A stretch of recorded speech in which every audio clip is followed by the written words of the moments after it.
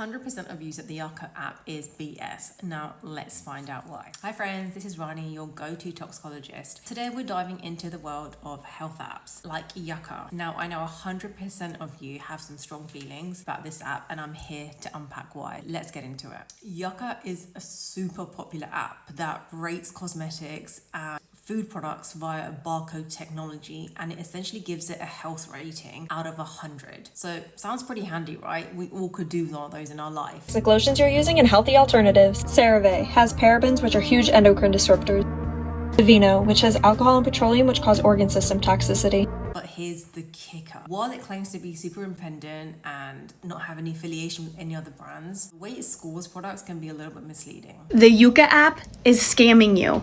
Yuka is an app that actually miseducates you rather than expands your knowledge on any ingredients. Yuka could give a low rating to a product if it contains parabens or a fragrance within the formulation because it's flagged as high risk. But here's the thing. These ingredients, when they're formulated properly and safely, are perfectly fine for you to use. So this leads to unnecessary fears about the safety of products. So Yuka tends to focus on specific ingredients and there's absolutely no context and definitely no concentrations of ingredients involved. So it leads you into thinking that actually we have a problem product, but in reality the science tells us there's no real harm. Yuka, therefore, like many other health apps, are set up with a hazard-based approach. So it's just the presence of an ingredient that might have had a PR concern historically, or some animal studies that may have indicated some concerns within, like a rodent study, for example. So it's not necessarily transferable or translatable to human health. And therefore, it's not really an indicator of the reality of using a product containing these ingredients. Here's where it gets even trickier. So for those of you who have downloaded the app and you've investigated, you may already know or have seen, but they have very small print. That's not easily accessible. That's only there if you go looking for it. But essentially, that they say their ratings are just an opinion. And so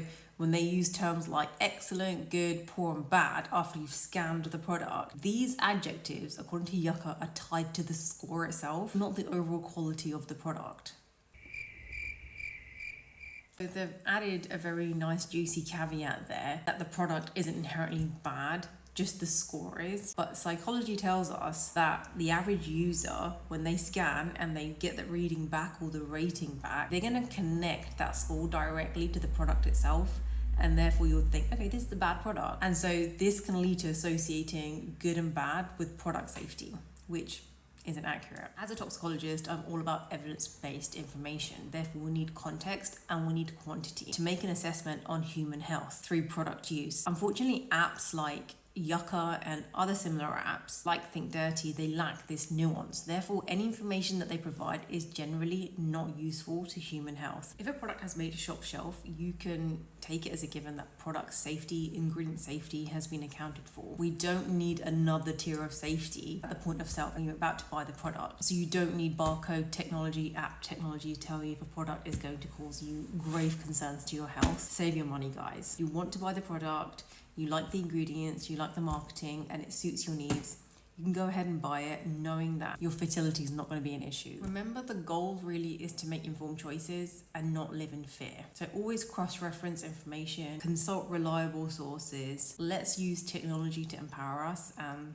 not scare us. I don't think it's asking too much. And if you're using these health apps, take it with a pinch of salt. I think maybe in the food industry, it could be of benefit because you may be wanting to stay away from ultra-processed food. So absence, presence really does matter. But when it comes to cosmetics, personal healthcare products, that hazard-based approach, as in just the mere presence of it, really is a redundant review that health apps like Yuka are providing you because it doesn't really give you an overview of overall product safety. My opinion is that it just generates this whole fear-mongering movement that we have. It just keeps that fire burning even brighter. Overall, let's use technology to empower us, not to scare us into the safety of the products that we love to use. Thank you for watching, guys. If you found this video helpful, don't forget to hit the like, subscribe, hit the bell icon so you can get more alerts for similar evidence-based health tips. As always, stay safe.